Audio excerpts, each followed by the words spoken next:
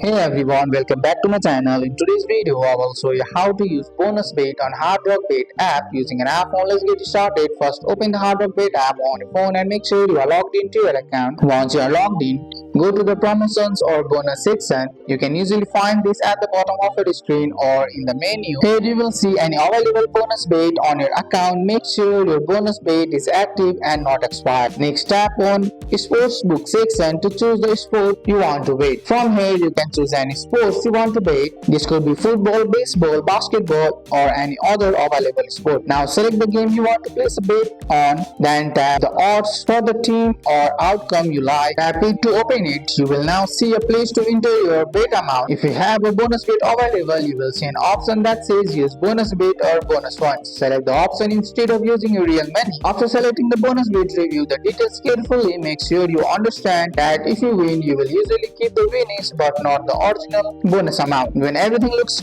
correct, tap place bet. You should see a confirmation message that your bonus bet was successful. And that's it. That's how you use bonus bet on Hard Rock Bet app using an app phone. That's all for today's video, guys. I hope you guys liked this video. If you found this video helpful, drop a like, subscribe for more videos. Thanks for watching. See you in the next one.